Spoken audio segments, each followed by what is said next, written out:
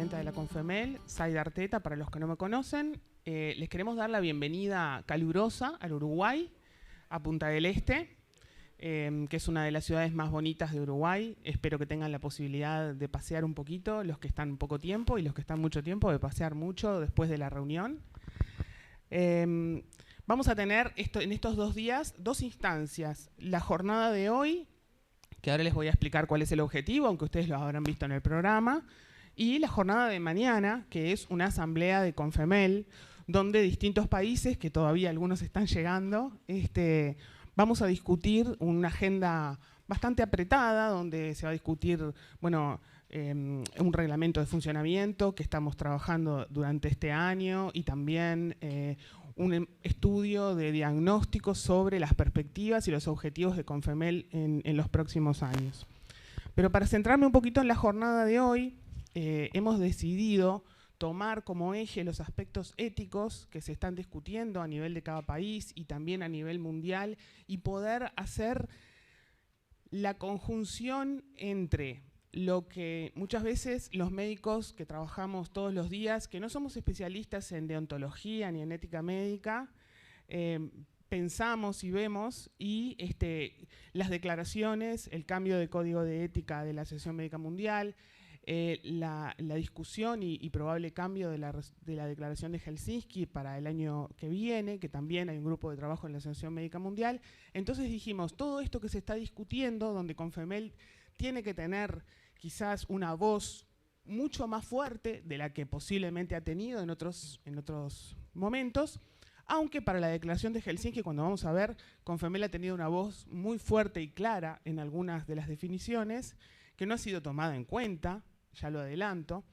Entonces dijimos, bueno, pongamos el foco en lo que tiene que ver con los aspectos éticos del ejercicio de la profesión y los aspectos éticos que tienen que ver con lo que hacemos todos los días médicos y médicas de la región. ¿Y cuál es nuestra visión sobre eso?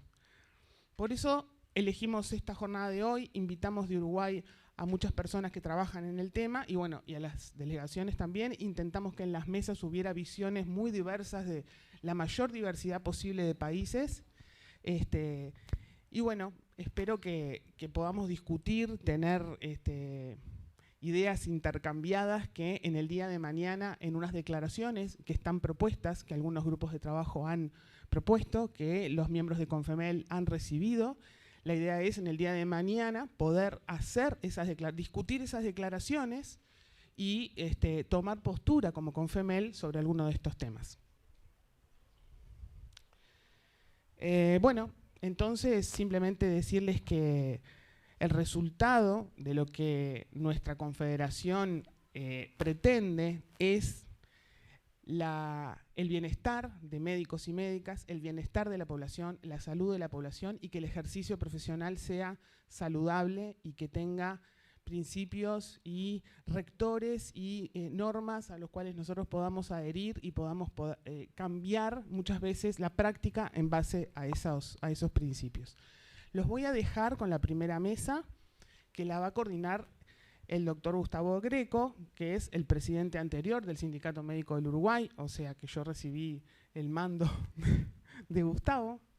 Y bueno, nada, vamos a hacer un esfuerzo importante por respetar los tiempos, porque la agenda es muy apretada, o sea que va a haber un espacio, pienso, de discusión después en el final de cada mesa, pero Gustavo tiene que ser duro con los tiempos. Buenos días, ¿cómo están? Bienvenidas y bienvenidos a nuestro país. Es un placer tenerlos aquí.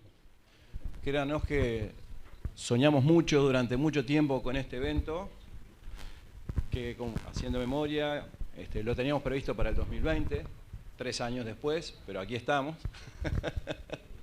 En otras circunstancias, pero felizmente reunidos y en forma presencial. Y en forma presencial como debe ser. Espero que disfruten la estadía, que disfruten de nuestro país y que esta sea una jornada del mayor provecho para Confemel, para los países que la integran, para la AMM, que también va a estar presente aquí. Y bueno, seguiremos creciendo juntos. Me toca coordinar esta primera mesa que empieza a abordar aspectos de algo que mencionaba Zaida, ¿no? Cuando planificamos esta actividad, nos preguntamos, nos planteamos Bueno, las distintas organizaciones médicas en sus diversas formas, los colectivos médicos en sus diversas formas, en sus distintos países, se dan maneras de defender los derechos de los médicos. Condiciones de trabajo, seguros previsionales, educación médica continua, en fin, muchos aspectos para poder tener una práctica médica ajustada a la ética. Por otro lado, la ética se discute y es como si la ética fuera algo abstracto, fuera de las condiciones en las cuales nosotros desempeñamos nuestra profesión. Debemos ser éticos en nuestra práctica médica, pero a veces el entorno condiciona la práctica y tal vez inexorablemente nos lleva a vulnerar la ética. Esta es una pregunta importante porque esos dos círculos de defensa de condiciones de trabajo y de ética que en algún modo convergen y se solapan, creemos que es una buena oportunidad para profundizar ese aspecto.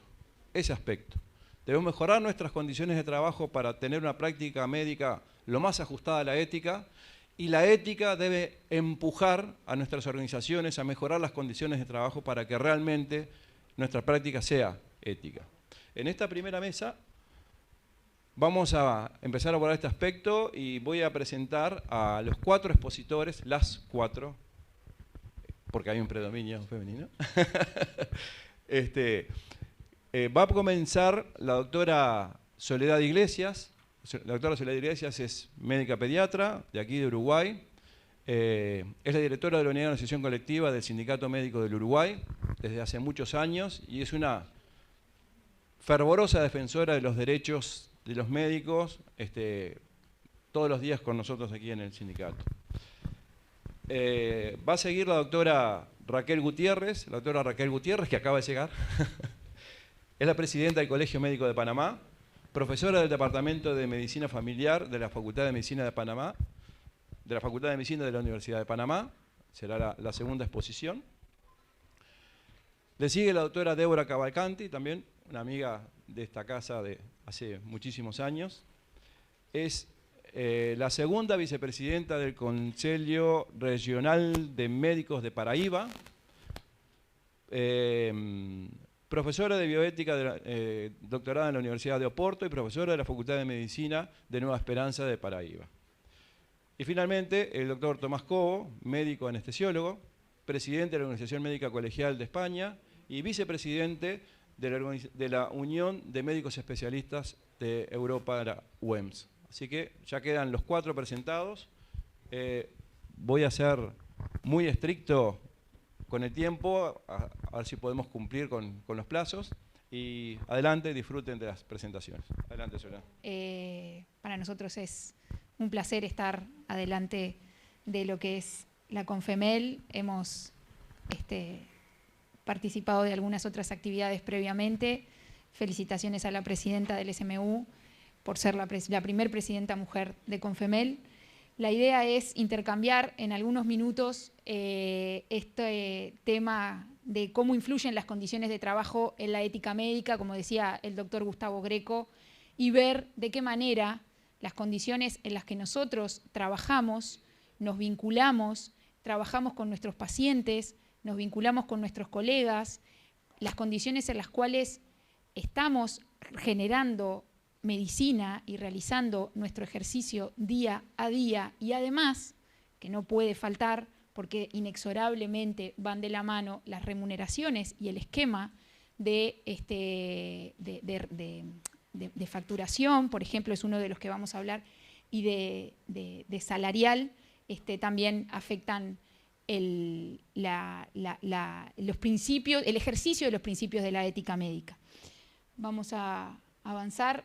Brevemente exponer cuáles son los principios de la ética médica, y hablando de estos principios, estuvimos releyendo, por supuesto, los principios de la Asociación Médica Mundial, tomando en cuenta cuáles eran los puntos que se destacaban con respecto al paciente y al vínculo que nosotros tenemos con el paciente, a cómo los principios de la ética médica tenemos que sobrellevarlos día a día y para no olvidarlos. Con respecto al paciente, evaluar, por supuesto, y tener en cuenta todo el tiempo la necesidad de mantener la seguridad y el bienestar del paciente. El principio máximo de no generar daño a nuestros pacientes es algo que nosotros tenemos en la práctica diaria, que lo tenemos casi automatizado, ¿verdad? Nosotros cuando realizamos y ejercemos nuestra profesión, no generar daño es algo fundamental y es uno de los principios de los cuales vamos a hablar que se puede ver afectado cuando las condiciones de trabajo son afectadas de manera directa al trabajador médico. Informar adecuadamente al paciente, el espacio que tenemos que tener en la consulta, en cualquier tipo de consulta, tanto en las consultas del primer nivel de atención como en las consultas en la emergencia, que son distintos, pero tenemos que tener tiempo y espacio para poder informar al paciente. La seguridad y el bienestar del médico y del estudiante. Nosotros en muchas de nuestras actividades tenemos a cargo estudiantes en formación de medicina y estudiantes en formación del posgrado. El tiempo que necesitamos para poder brindarle a ellos también se puede ver afectado si las condiciones de trabajo no son las adecuadas. Colaborar con esos colegas en formación, como decíamos, y con respecto al médico, cuidar y ser responsables de mantener nuestra salud. Es uno de los principios que además tenemos que mantener. No solo cuidar al que tenemos enfrente y cuidar a ese paciente y a los estudiantes que también podemos tener a cargo, sino cuidarnos a nosotros mismos. Tener un buen descanso, mantener una adecuada alimentación, evitar el estrés ocupacional, entre otros. Esos son los principios que quisimos destacar, que de alguna manera, entendemos, se pueden ver afectados si existe una afectación en las condiciones de trabajo. Con respecto a las condiciones de trabajo, un breve repaso es ese conjunto de factores que pueden influir en el trabajador de manera positiva o negativa y que se pueden clasificar en tres tipos, ¿verdad? Las condiciones de trabajo que puedan existir en el medio ambiente, las propias del trabajador y las que se realizan a partir de la organización en donde se realiza esa tarea. De esa manera nosotros podemos sistematizar de alguna forma en qué lugar existe la afectación de esas condiciones de trabajo. Nosotros lo hemos utilizado en varias oportunidades cuando vamos a los espacios a negociar para poder determinar en cuáles de estos espacios se pueden ver afectadas. Esos factores influyen en el trabajador, por supuesto, en las tres condiciones elementales de lo que implica al ser humano, la condición biopsicosocial, ¿verdad? Esas tres variables se pueden ver afectadas y las condiciones de trabajo del trabajador médico no son las adecuadas ni las óptimas. Todo esto pensando en la afectación que puede existir. Tenemos el otro capítulo, nos vamos a centrar en eso, pero tenemos el otro capítulo de el bienestar que pueden generar las condiciones de trabajo, unas adecuadas condiciones de trabajo, un salario adecuado, remuneraciones adecuadas, que generan, por supuesto, todo lo positivo, no solo en el ser humano médico trabajador, sino también en los pacientes y en los pregrados o posgrados que tengamos a cargo. Estos tres factores, como decíamos antes, las condiciones de trabajo inexorablemente mantienen un vínculo estrecho con lo que son las remuneraciones, los honorarios médicos o los salarios que reciben los trabajadores de la salud. Las malas condiciones de trabajo, ¿cómo afectan? ¿No? Lo que decíamos antes, afectan de forma negativa en el cuidado, tanto de los pacientes, generando el incumplimiento de esos principios éticos que nos manda la Carta Magna, y además generando una afectación negativa sobre el trabajador de la salud, también vulnerando esos principios éticos, generando un aumento de riesgo en cualquiera de las dos partes, ¿verdad? Entonces, hay ejemplos de afectación en las condiciones de trabajo. El multiempleo es uno de ellos. ¿Cuántos de nosotros no ha tenido multiempleo a lo largo de nuestra vida profesional? Y lo seguiremos teniendo hasta que, de alguna manera, en cualquiera de los países en los cuales nosotros formamos parte, no se ponga como límite específico tener un trabajo único con la cantidad de horas necesarias, saludables para trabajar en el día y con una remuneración adecuada. Este multiempleo lleva a que aparezcan diferentes situaciones que conocemos, como el burnout, el escaso tiempo para atender al paciente, lo que genera, de alguna manera, una mala asistencia y, por supuesto, una afectación en la calidad de vida del trabajador médico. Las jornadas laborales extenuantes que generan un escaso descanso, pero que además lo que producen es una mala producción de la actividad médica. Estas jornadas laborales extenuantes, de guardias extensas, de 12, de 24 horas, en algunos lugares del mundo donde todavía esas guardias pueden llegar a ser de hasta 48 horas, los residentes, son los que generalmente más sufren esta extensión horaria, generan cansancio, alteraciones psíquicas, malestar en el descanso, cuadros de depresión, y aumenta el riesgo, sin lugar a dudas, de la asistencia del usuario, poniendo en riesgo el primer principio, que es el de no hacer daño al paciente.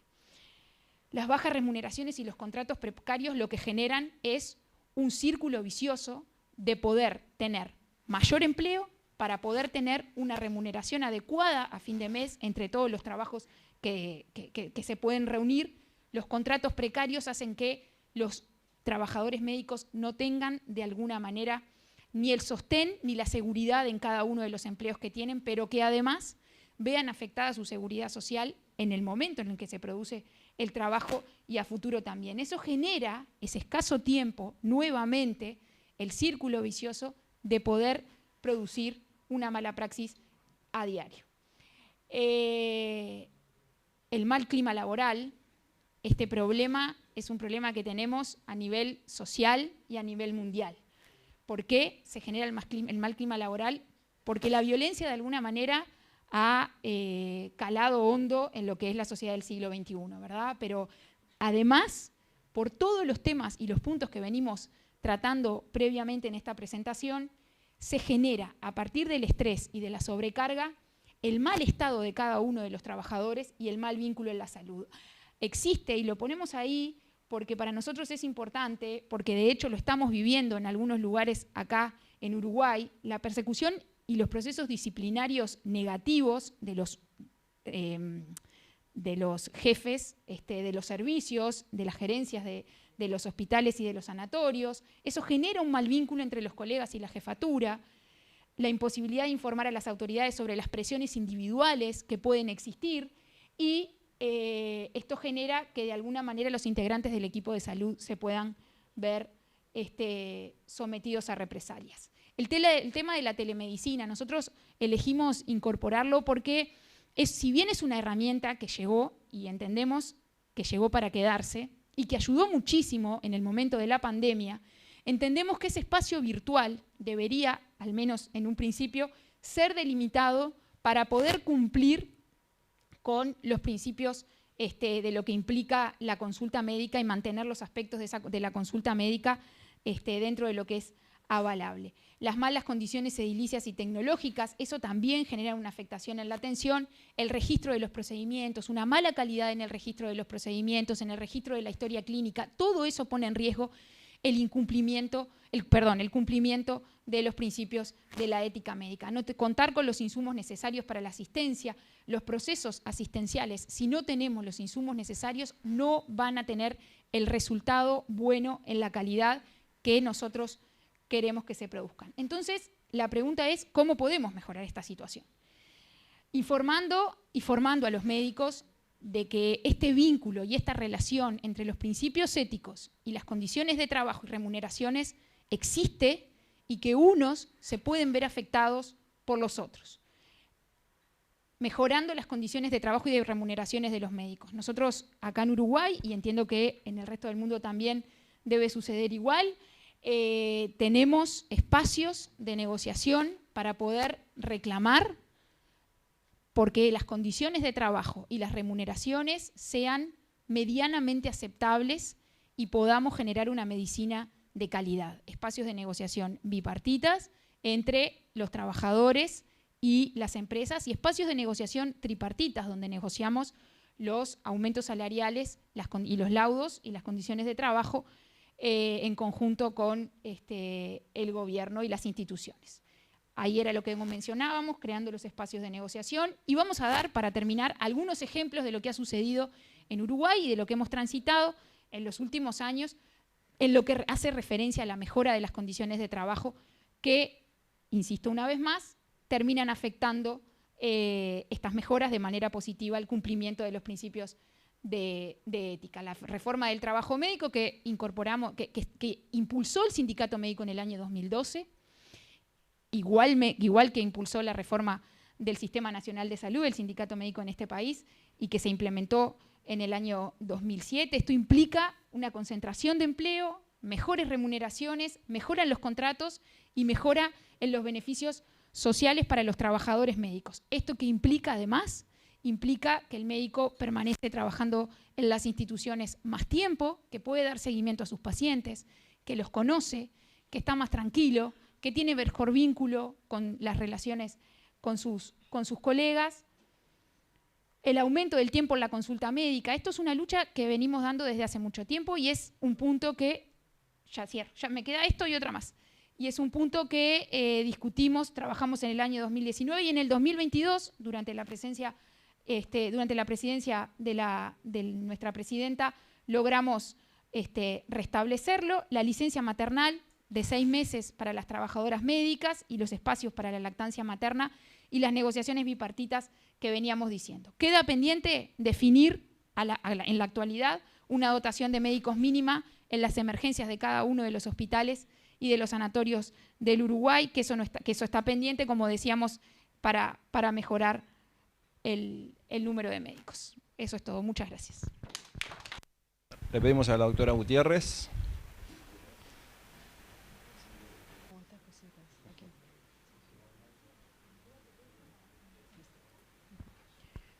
Bueno, muy buenos días a todos, todas. Un placer estar aquí desde Panamá, Centroamérica. Primera vez pues que vengo a Uruguay y lo que he visto es muy hermoso. Ya me quiero venir a vivir acá. Bueno, les traigo un mensaje de nuestro querido país. Nosotros estamos tratando de pues darle al colegio médico el lugar que la ley que se promulgó en el año 2002 le da el espacio en la sociedad. Sin embargo, hasta hace poco es que estamos verdaderamente implementando lo que es la ley del colegio médico y funcionará como tal. Y nosotros hemos trabajado fundamentalmente viéndonos a eso, a los principios legales y principios éticos. Hemos actualizado el código de ética y el mensaje que les traemos es en relación con eso. O sea, estamos retomando esto porque la gente, créanme, que estábamos tan apartados de lo que supuestamente debería ser el colegio médico, que muchas personas nos dirían, oye, yo estoy en tal asociación, estoy en esta, ¿y de qué me sirve meterme al colegio médico? Entonces nos pusimos a reflexionar en eso. O sea, ¿dónde estaba el estado de conciencia de nuestros profesionales con respecto al colegio médico y todo lo relacionado? Porque colegio médico es ética médica, es principios, es certificación y es recertificación. Entonces, elaboramos esta conferencia en relación con eso y algo del tema de judicialización. Entonces, nos hacemos esas preguntas reflexionando, ¿por qué colegio médico? ¿Por qué códigos de ética? ¿Por qué se ha judicializado esta profesión? Esto es algo creciente en Panamá. Nosotros tenemos en las universidades abogados estudiando solamente para demandar a los médicos, dedicados a eso, y ponen sus anuncios en los periódicos. Me dedico a demandas médicas, llámeme a tal teléfono. Y yo como presidenta, muchas personas se me han acercado. ¿Qué están ustedes haciendo? Porque nosotros estamos en la universidad y escuchamos en las facultades de Derecho esto. Entonces, en verdad sí nos preocupa cómo nos proyectamos a la sociedad. Bien, ¿qué ha pasado? ¿Por qué se ha judicializado tanto? Pues comprendemos que el mundo ha cambiado demasiado con esto de la tecnología, nos ha transformado como personas, ha transformado las expectativas de vida, duramos mucho más años que antes, pues la tecnología transformó la manera en que vivimos, que pensamos, tantas cosas, y realmente pues esa transformación también se ha dado en lo económico, en los sistemas. Tenemos un seguro social que tiene cientos de médicos, cientos de consultas, es sumamente burocrático conseguir una cita. Es muy difícil mantener una relación médico-paciente cuando tienes que atender 32 pacientes diarios en una consulta. ¿Ve? Que tienes que entras a un consultorio a las 7 de la mañana y a las 1 de la tarde te tienes que ir porque va a entrar otro doctor a ese consultorio, entonces, y tienes que atender los 32 pacientes. Entonces, y un paciente que a veces necesita 10 recetas, definitivamente. Entonces, pues todos estos aspectos, más los avances, la innovación tecnológica. Tenemos un hospital que fue construido en el año 1950, pero ahí están haciendo trasplantes de órganos y tienen robótica. Entonces, ¿cómo es que se ha dado esta innovación si no hay realmente tampoco una transformación de la infraestructura y en el mismo hospital se atiende la diarrea que llega de las periféricas, pero se están haciendo trasplantes hepáticos, pues el mismo hospital? Entonces, pues todo esto trae enormes cambios en lo que se espera que sea la medicina, porque ¿qué espera la comunidad? Mira, la comunidad espera que los médicos le demos prioridad a las personas sobre la técnica, pero todo pareciera ser que la técnica es la que define los diagnósticos. Oye, hay que hacerle resonancia a este paciente que tiene apendicitis, pero en nuestros tiempos, cuando éramos internos, pues se nos decía, más vale una lapa en blanco que un apéndice perforado. Ahora no, ahora hay que hacer ultrasonido, resonancia, y todavía los cirujanos no se deciden si operar o no a un paciente, y tenemos a veces más apéndices perforados. Por lo menos les puedo decir, mis 2 hijos sufrieron de apendicitis y nosotros tuvimos que meternos en eso porque se le perfora el apéndice, ¿ve? Con resonancia y todo. Entonces, pues la sociedad espera que nosotros sigamos siendo lo que otrora fue la medicina del servicio al prójimo. Pero ¿realmente nos percibe así la sociedad?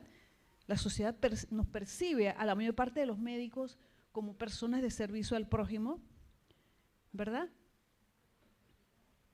Perdón, dice mal. Entonces, colegio médico, ¿para qué? Y eso es lo que le exponemos a las personas en nuestras conferencias.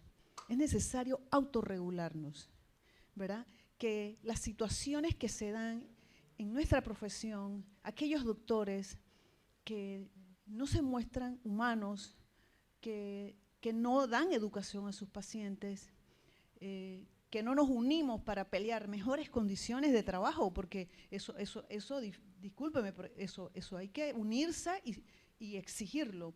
Pero si estamos disgregados, cada uno en su mundo, y a nosotros los médicos panameños sí nos han aumentado los salarios, pero eso la sociedad, y que bueno, le aumentaron el sueldo, pero siguen igual, no van a las consultas, llegan tarde, faltan y no avisan, en fin, como que, y los otros profesionales, las otras disciplinas, que son las enfermeras y los tecnólogos y los farmacéutas, pues ellos dicen a nosotros también, y nos deben reducir nuestros horarios también, o sea, esto es una lucha en el sistema. Pero nosotros los médicos sí debemos interesarnos por recuperar esa capacidad de autorregularnos, que realmente no lo he estudiado históricamente, no sé si se ha dado antes, pero es muy necesario hoy día porque la judicialización se está metiendo y las cosas que se deberían discutir en un consejo de ética se están discutiendo en las fiscalías, ¿verdad? Por personas que no saben nada de medicina, ¿verdad? Y nosotros tenemos ahorita mismo importantes fallos que perjudican enormemente a los médicos, como el fallo del problema de las muertes de neonatos por la heparina que contenía la nutrición parenteral, ¿verdad? La sociedad quería la cabeza de alguien, ¿ves? Entonces el Ministerio Público dice, bueno, el culpable es el jefe de servicio. Oye, pero ¿por qué si él no recetó ni puso ningún medicamento y la heparina se le estaba colocando a todos los neonatos del país en donde había unidades de neonatología? Ah, porque él es el jefe. ¿Ves? Porque él es el jefe, es culpable. Tenemos ahora la situación que se han extraviado de los depósitos 19.000 ampollas de fentanilo. ¿Ves? Cuando existe una ley que debe quedar muy documentado cómo se pidieron todas las cosas, pero porque alguien encontró un maletín que un residente de anestesia dejó olvidado, ¿verdad? Y que se ha demostrado que él la solicitó como sustancia controlada, están todos los papeles. Entonces el sistema dice, La caja de Pandora se descubrió porque alguien dejó unas ampollas en un maletín en la mesa donde se atiende al usuario, ¿verdad? Y todos sabemos que eso no es así, pero pues entre los políticos y pues la sociedad quiere la cabeza de alguien, y esas cabezas están siendo los médicos en nuestro país. Bien, entonces tenemos que diferenciarnos porque el profesionalismo no lo debemos perder, debemos luchar los médicos por nuestro profesionalismo, y eso nos va a dar nuestra capacidad de autorregularnos. Definitivamente, ese conocimiento especializado, cómo tomar decisiones de manera autómata, como hablaba la doctora Soledad hace un rato, o sea, las condiciones de trabajo. Les puedo decir, nosotros en Panamá, los médicos hemos estado muy desunidos y no nos unimos para exigir condiciones de trabajo, y creo que llegó el momento de hacerlo, ¿verdad? Tenemos que también renovar ese contrato social, ¿verdad? Y eso quedó evidente en la pandemia. Muchos médicos fueron frente de batalla, pero también muchos médicos se ocultaron. Y si incluso, no me da pena decirlo, siguieron cobrando, ¿ve? Y eso la sociedad lo estuvo viendo, eso nos ha hecho mucho daño, ¿verdad? Hubo quienes se sacrificaron, hubo quienes se enfrentaron, pero hubo unos quienes se quedaron detrás de bastidores.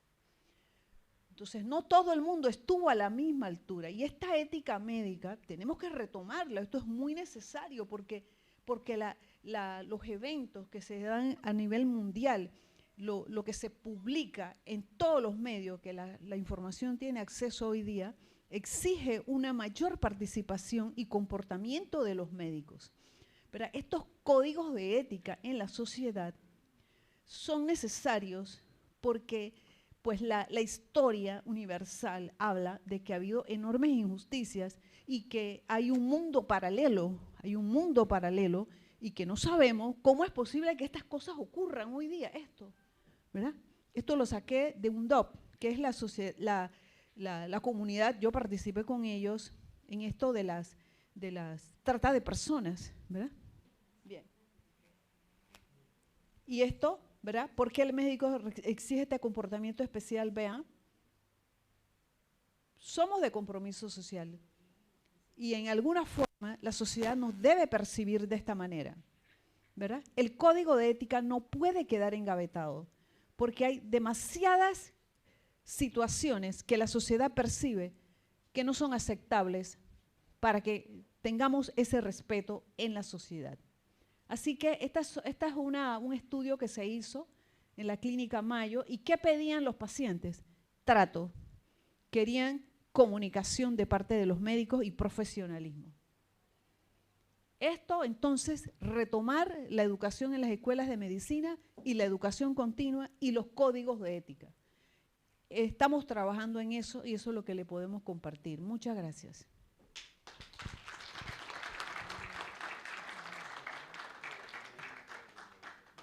Bom dia a todos.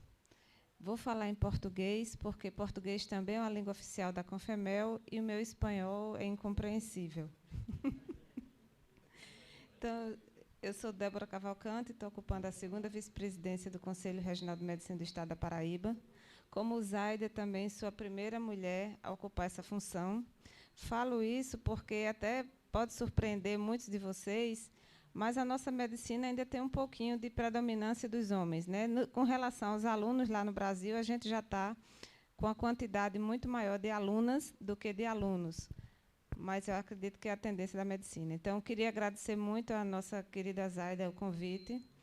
É uma oportunidade muito boa de reencontrar os amigos da Latinoamérica e os amigos de Espanha e Portugal. E, como já foi falado aqui, a importância do cuidar do médico, né? Porque se nós não estamos bem, não podemos proporcionar cuidar do bem maior da população, do cidadão, que é a sua saúde. Então, pensando nisso, nós do Conselho Regional de Medicina do Estado da Paraíba, durante o período de pandemia, quando a gente começou a ver que o lado psicológico estava muito afetado de todos nós, por questões óbvias, então comecemos a incrementar o nosso departamento de humanização. Começamos a sair da teoria, dos estudos, para ir para a prática. Então, no início de 2020, nós lançamos pensando em divulgação e estimular que os colegas praticassem hobbies, para que, com isso, tivessem uma saúde física e mental melhor, para, assim, exercer melhor a medicina, para ficar mais fortalecido, até para lutar pelos nossos direitos, porque nós somos também médicos, somos diferentes, sim.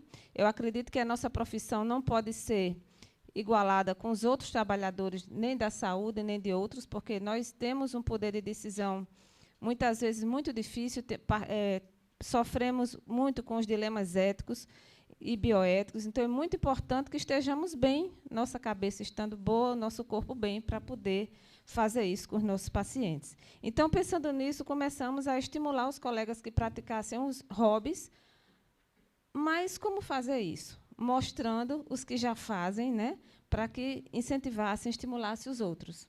Então, instituímos um programa que, na época que nós participamos da diretoria da Associação Médica Brasileira, nós já começávamos a divulgar os médicos sem jaleco, ou seja, o que os médicos estavam fazendo nas suas horas de lazer, quais seriam os seus hobbies. E levamos isso para a diretoria do Conselho Regional de Medicina da Paraíba, isso foi aprovado. Eu queria até aproveitar e agradecer o grande apoio que tenho da nossa diretoria e do Corpo de Conselheiros para esse programa. Então, nós divulgamos no Facebook e no Instagram do CRM, Conselho Regional, as atividades. A repercussão tem sido muito positiva. A seguir, eu vou mostrar umas imagens. Só tenho 10 minutos, né? Tem que ser rápida. Então, nós promovemos cursos de pintura para médicos, onde colegas que nunca pegaram numa espátula nem num pincel conseguiram fazer pinturas belíssimas. Esse curso foi ministrado por um médico pintor. Então, tudo isso mostrando o nosso outro lado. Começamos a homenagear os pais e as mães que são médicos, que também têm filhos médicos, tudo isso dentro do nosso programa. Com relação já passamos, graças a Deus, mas com relação à grande nossa pandemia da Covid-19, pensou-se como homenagear esses colegas falecidos, né? Tínhamos colegas idosos que não queriam sair da linha de frente, que faleceram por trabalhar na linha de frente, mas como fazer isso? Colocar um mural com plaquinhas com nomes das pessoas, mas quanto de espaço a gente ia deixar para homenagear os que viriam? Então, decidimos plantar essa árvore, a Cássia Rosa, que é a Cássia Grandes, onde ela tem umas flores rosa, cor-de-rosa, muito bonitas, em homenagem aos colegas. Foi um momento muito bonito, tem nas nossas redes sociais. E aqui o exemplo do nosso médico sem jaleco. Aqui, ó, essa pintora aqui que vos fala, começou também, estava a gente divulgando as nossas artes. Colegas que praticam surf, que jogam tênis, que tocam sanfona também. Então, tudo isso estimula, e os colegas têm praticado e têm enviado espontaneamente essas fotos para a gente. Aqui está o nosso primeiro vice-presidente, o nosso diretor de fiscalização, doutor Emanuel Bruno, aí tocando violão. Então, isso aí a gente pretende, está programado já, fazer um grande show de médicos. A gente precisa realmente descarregar, aliás, recarregar nossas energias para poder tratar bem dos nossos pacientes. Aqui o registro da nossa primeira oficina de pintura. Essa nossa colega aqui, eu posso falar sem quebrar a ética, porque ela passou 2 meses na UTI, ela não está mais conseguindo trabalhar como médica, em decorrência de complicações da Covid, e conseguiu fazer essa pintura aqui, ó, maravilhosa. Aqui nós tivemos também um curso de desenho. Aqui, na época do Dia das Mães, nosso Dia das Mães é em maio, a gente homenageia sempre as médicas mães e também tem filhas médicas, os pais também, assim como os pais. E nós realizamos com esses cards, né, nós imprimimos esses cards e realizamos nas dependências do Conselho exposição. E essa exposição foi um sucesso tão grande que as faculdades de medicina já estão fazendo a exposição e divulgando. Então, tudo isso com o objetivo de quê? Chamar atenção para mostrar que o médico também é gente, que o médico precisa se cuidar, porque, se não se cuidar, não vai conseguir cuidar bem do outro, que é o objetivo principal da nossa profissão. Ontem à tarde, eu tive o prazer de ver esse belo pôr do sol, logo aqui pertinho, e aproveitar mais uma vez para agradecer a hospitalidade dos amigos, de Zaida, dos Gustavo, de Álvaro, de todos os colegas aqui. Então, muito obrigada, e estou disposta a discutir depois, para se vocês quiserem trocar experiência. Muito obrigada.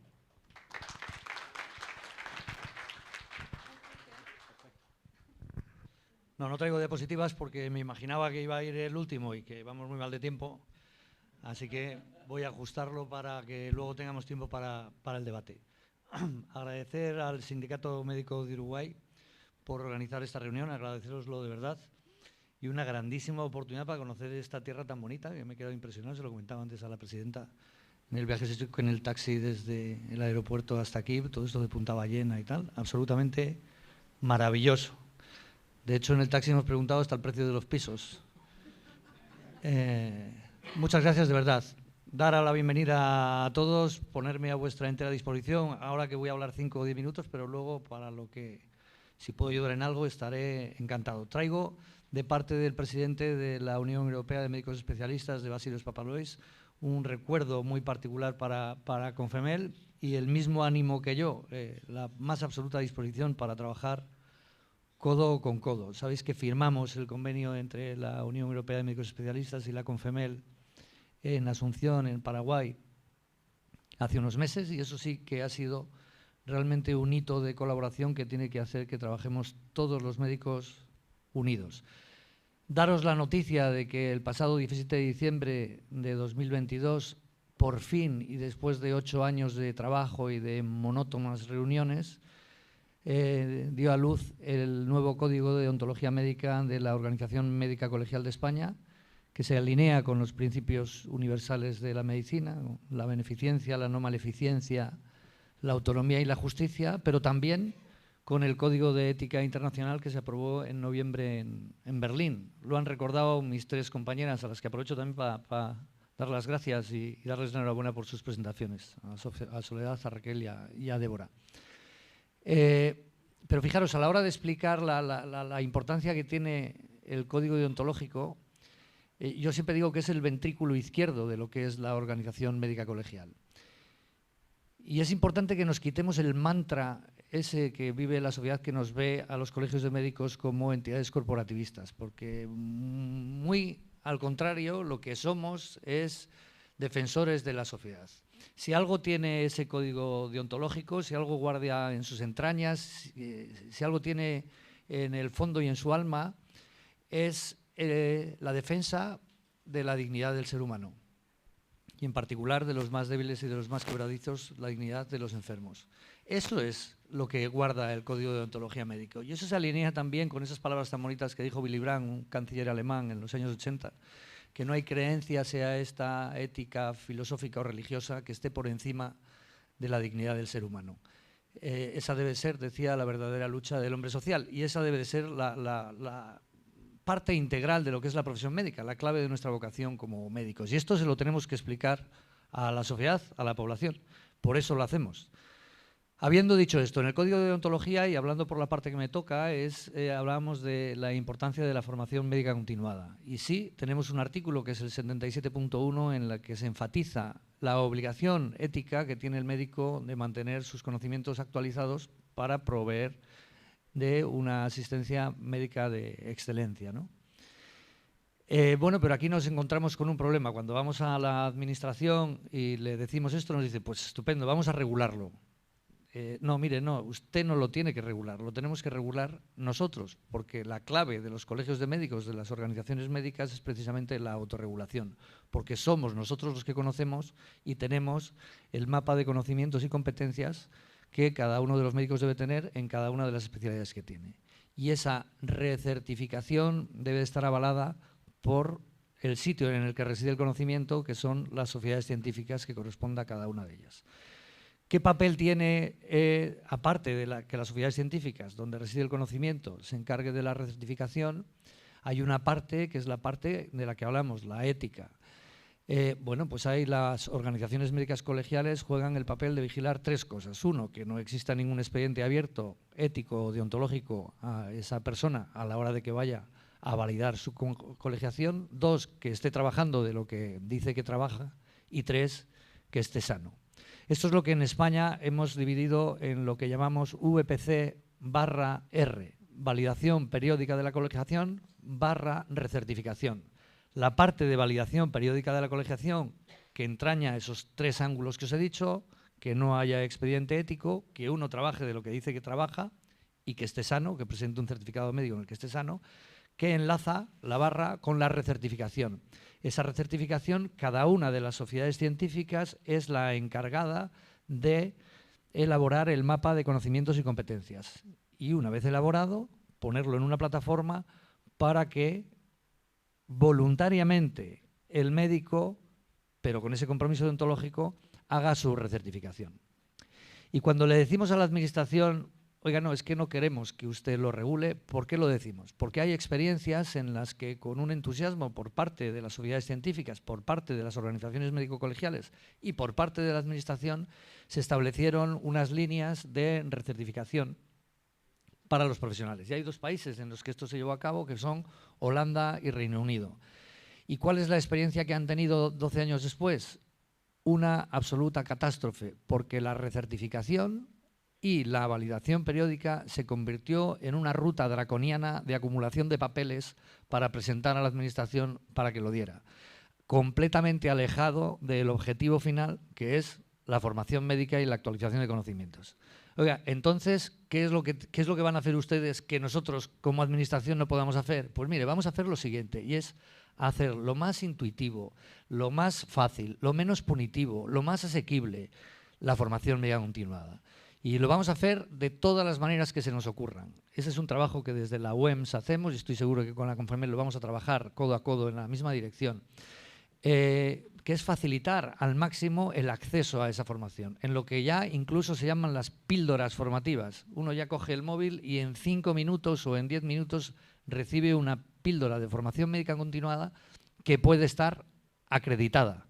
Porque siendo importante la formación, y con esto ya termino, siendo importante la formación médica continuada, aún es más importante la acreditación de esa formación médica continuada con unos criterios y procedimientos que sean comunes, que estén armonizados. De ahí la importancia de ese convenio que firmamos con UEMS, para que entre toda la profesión médica armonicemos los criterios y procedimientos de acreditación de la formación, lejos del conflicto de intereses que ha arrastrado a la formación médica a lo largo de los últimos 50 años, y cerca de lo que es el sentido de nuestra ética profesional, que es la excelencia. Y en ese sentido, y ahora sí termino, desde España lanzamos hace ya 7 años una plataforma que lo que pretende es, y lo que hace ya, es acreditar lo que llamamos Small Life Educational Events. Lo digo en inglés porque es lo que tradujimos a la UEMS.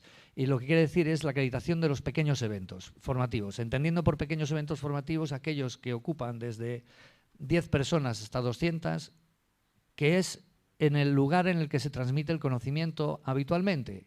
Sesiones clínicas del hospital, sesiones clínicas de los centros de atención primaria, sesiones clínicas de los colegios de médicos. Sitios en los que la industria había penetrado muy bien, que era complicadísimo acreditar por parte de la iniciativa personal que un médico tuviera en un hospital, pero que era fundamental que lo hiciéramos. Bueno, a través de la plataforma lo podemos hacer se puede hacer en español, se puede hacer de una manera muy rápida, en no más de 2 o 3 semanas, y se puede hacer, que es lo más importante, a un precio absolutamente asequible. Por deciros, para acreditar un curso de 100 personas cuesta como 50 euros o 60 euros. Pero sí que sigue el enganche de criterios y procedimientos de la OMS. Y sin más, una vez más, agradecer al Sindicato Médico de Uruguay. Gustavo, gracias por moderar esta mesa, ponerme a vuestra entera disposición y espero que estas jornadas sean de verdadera utilidad. Muchas gracias.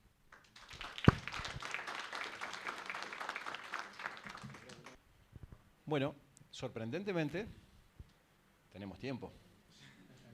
La frase más escuchada en cualquier evento, y más en cualquier evento y un evento nacional es: por razones de tiempo no tenemos espacio para preguntas y comentarios, seguimos adelante y sigue la próxima actividad.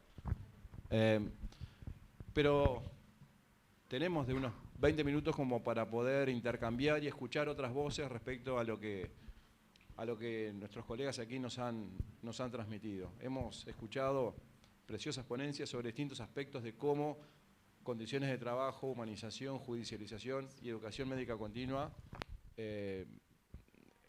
influyen en nuestra práctica y en la ética de nuestra práctica médica.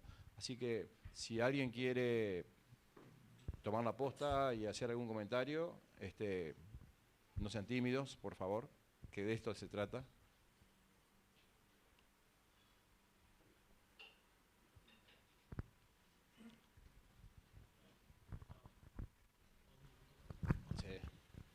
Muy buenos días a todos.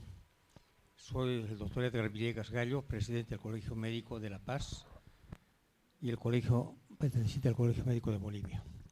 Hemos escuchado con mucha atención las exposiciones realizadas y yo especialmente la he escuchado con los ojos cerrados. Y escuchando aquello me he ubicado en mi país, Bolivia, que estamos atravesando los mismos problemas que están atravesando los países latinoamericanos. Y posiblemente nosotros entendamos la situación como médicos, los que no entienden la situación son nuestros pacientes, nuestra población, que no está enterada de lo que está ocurriendo o enterado aquello no le da la importancia. En Bolivia estamos atravesando un momento demasiado difícil, donde nuestra infraestructura sanitaria data pues de siglos, de los últimos años del siglo XIX o comienzos del siglo XX, totalmente obsoletos. Tenemos equipamiento que en otras partes del mundo estarían en los museos de avance tecnológico y en Bolivia lo seguimos utilizando. No tenemos los medicamentos y no tenemos los activos necesarios. Pero lo más importante, no tenemos los recursos humanos adecuados para atender a una población cada vez más exigente de lo que significa el acto médico. Sin embargo, a pesar de todas estas cosas y a pesar de haber manifestado como Colegio Médico de Bolivia estas situaciones, encima tenemos la judicialización del acto médico. Al gobierno no le interesa en qué condiciones trabajamos. Lo que le interesa al gobierno es judicializar al profesional porque es la piedra que tiene en su zapato. Porque nosotros decimos lo que necesita nuestro pueblo.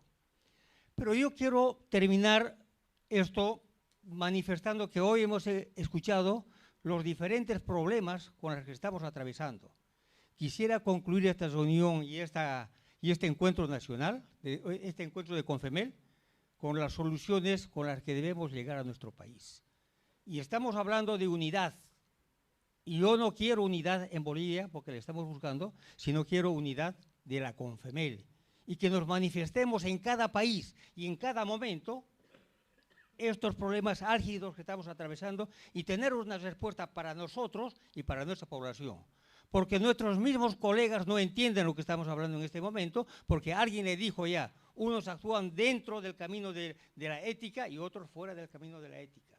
Y lo hemos visto en el problema del COVID. Mientras unos colegas ponían las 26 horas del día, aumentando 2 de cada día, para poder atender a nuestra población, había otros colegas que se aprovechaban de las circunstancias para tener ganancias a través de esta enfermedad. Creo que es un problema ético fuerte y obviamente no va dividido la parte ética con las condiciones de trabajo y esto debemos velar todo. Por lo tanto, quisiera, ¿verdad?, que de esta reunión salgan las soluciones para todos nuestros países. Gracias. Muchas gracias, doctor. Muy interesante un aspecto más de la realidad de nuestros países, que es lo que nos interesaba poner aquí sobre la mesa en esta jornada. Adelante.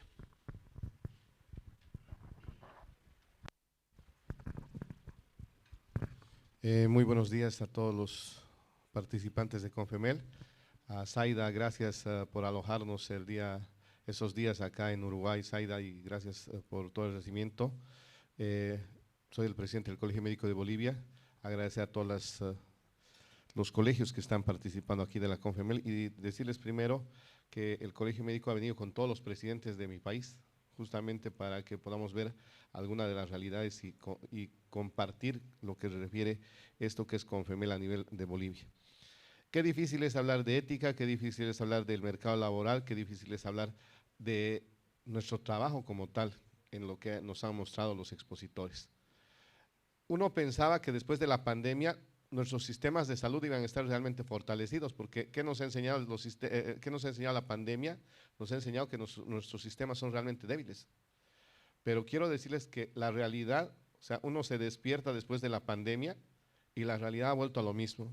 Los gobiernos han robado, los gobiernos no han invertido en lo que refiere a salud.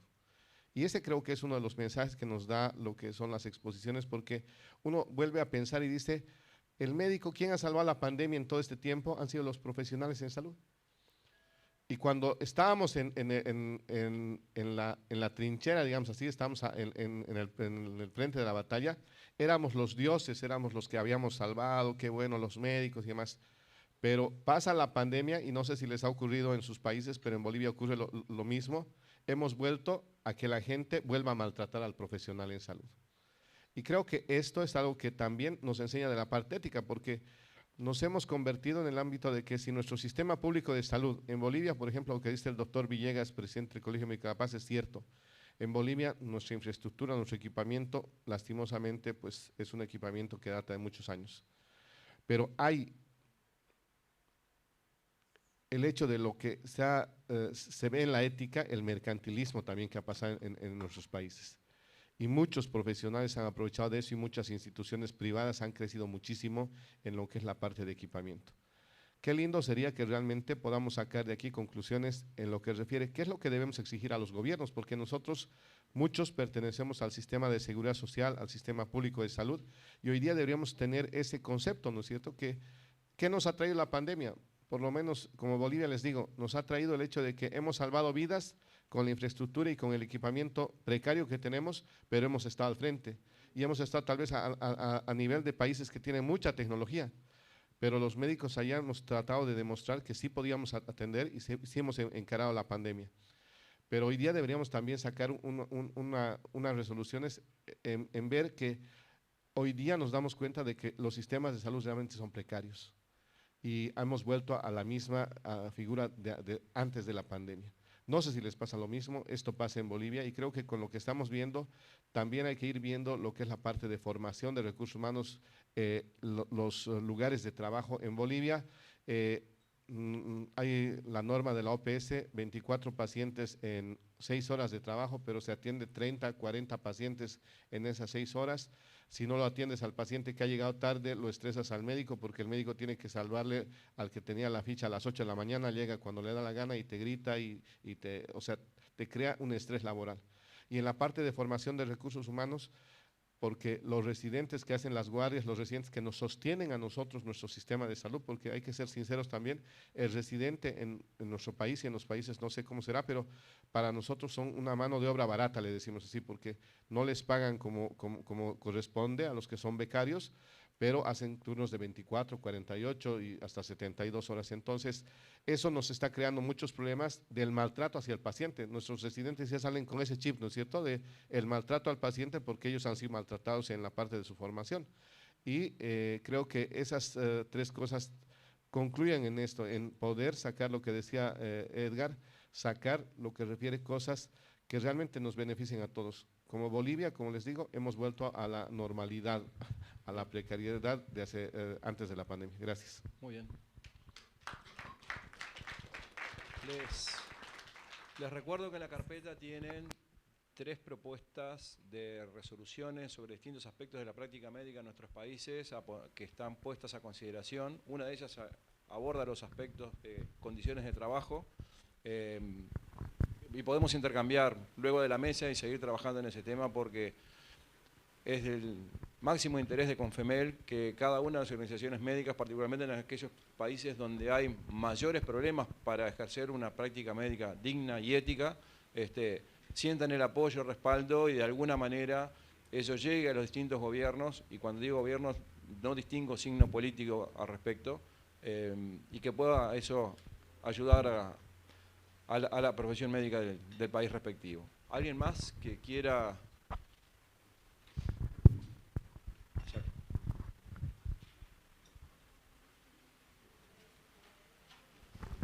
Olha, eu sou Emanuel Fortes, sou terceiro vice-presidente do Conselho Federal de Medicina do Brasil. Nosso primeiro vice está ali, o Giancarlo, todos conhecem. Eu pedi para falar porque a gente precisa fazer uma reflexão.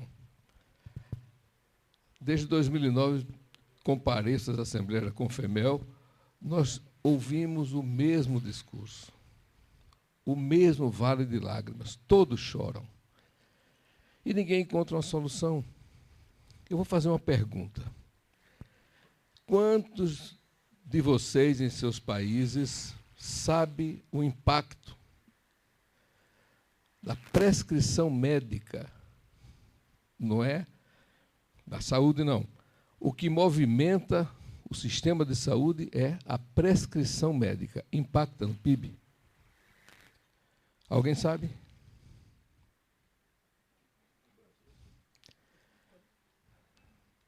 No Brasil, mais ou menos 170 bilhões de dólares. 11% do PIB. Então, a gente está abrindo uma discussão na ponta, onde todos estão mergulhados no lamaçal. A pergunta que nós fazemos, e nesse momento nós estamos fazendo essa pergunta no Brasil, em razão da publicidade médica, é: a medicina se situa no universo público ou privado, ou é misto? Então, nós precisamos compreender na origem o que nos financia. E ninguém reflete sobre o que nos financia, e isso gera esse impasse. A gente está sempre dizendo, falta isso, falta aquilo, mas tem duas coisas importantíssimas que a gente tem esquecido. Como está o respeito à autoridade da prescrição médica em cada país? Ou o médico foi lentamente sendo desautorizado pelo poder que tinha em relação à movimentação do dinheiro, da plata, negando-lhe o efetivo exercício da autoridade, porque a nossa autoridade não se resume apenas no comando emanado em cada prescrição, mas de cada comando um volume imenso de plata, de dinheiro, que movimenta a economia, da construção civil à indústria da mais alta tecnologia. Então, eu gostaria que a Confemel se debruçasse para pensar numa solução nessas questões que são essenciais, são primárias. Obrigado. Muchas gracias, doctor. ¿Alguien más que quiera hacer uso de la palabra?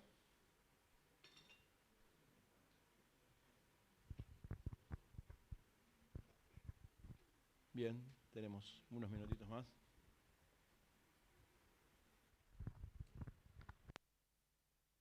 Gracias, muy buenos días a todos. Bien, soy la doctora Virginia Paredes, vicepresidente del Colegio Médico de Bolivia. Dos elementos que me gustaría tocar en esta mañana y que el doctor Cobo tuvo a bien mencionarlos. El primer lugar se relaciona con los médicos ya formados y que requieren en los procesos de recertificación. En nuestro país, de acuerdo a la norma, periódicamente se realizan estos procesos. Sin embargo, bien lo decía el doctor Cobo, pues muchas veces las plataformas virtuales con el tema del COVID nos han hecho realizar muchos eventos de manera virtual. Y de repente ello no ha sido de repente un elemento que nos ha permitido poder evaluar la presencia o no presencia, el conocimiento adquirido a través de estos cursos. Sin embargo, no quisiéramos que esto simplemente sea un acúmulo de certificaciones, sino que realmente sea un proceso que nos dé puertas para poder capacitar y poder ejercer lo que es la educación médica continua en nuestros países. El segundo elemento que me gustaría tocar está relacionado con los médicos recién egresados que requieren de oportunidades para su formación de posgrado. Estoy hablando de los que quieren hacer las especialidades. En mi país, como seguramente en otros países, el problema es de oportunidades.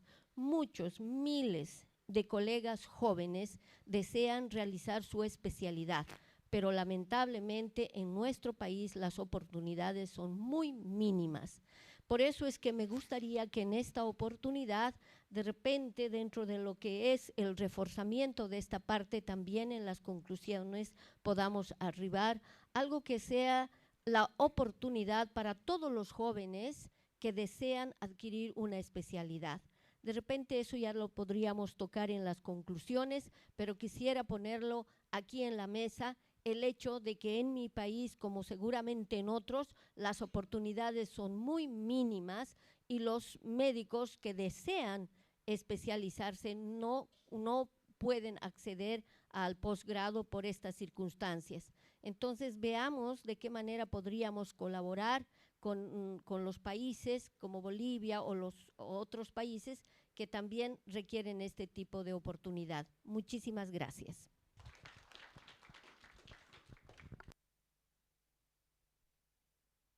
Última intervención, ahora sí, ya el tiempo se nos viene. La doctora Gutiérrez.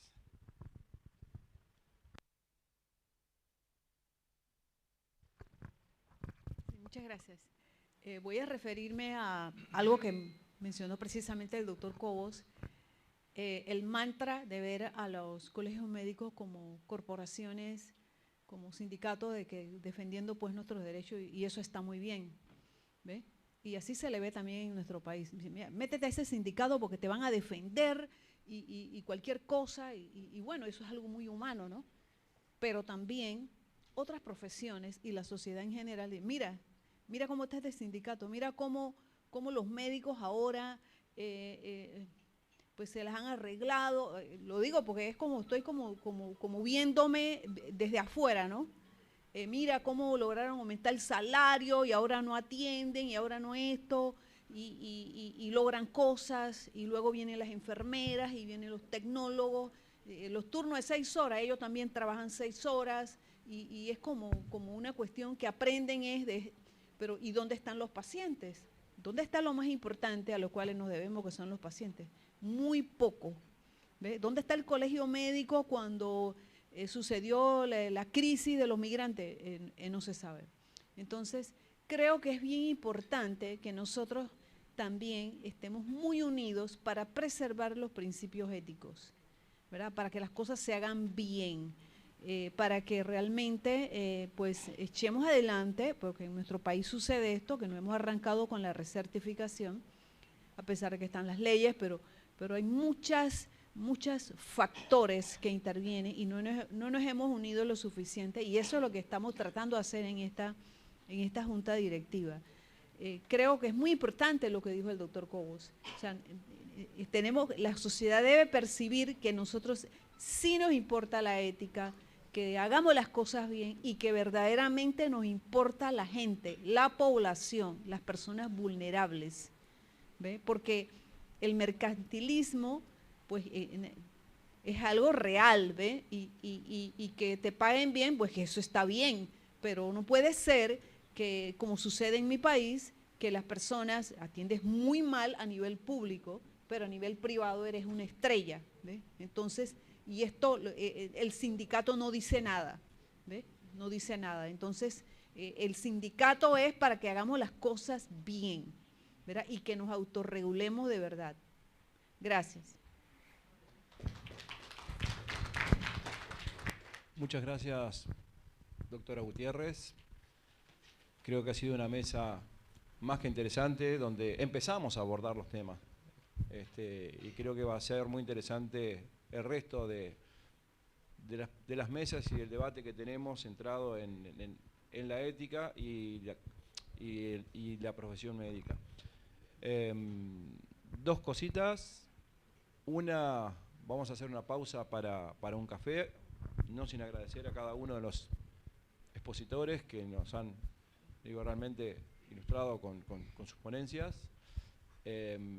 Luego vamos a tener la mesa sobre alcances del nuevo Código de Ética Médica, que va a comenzar 11:30 puntual.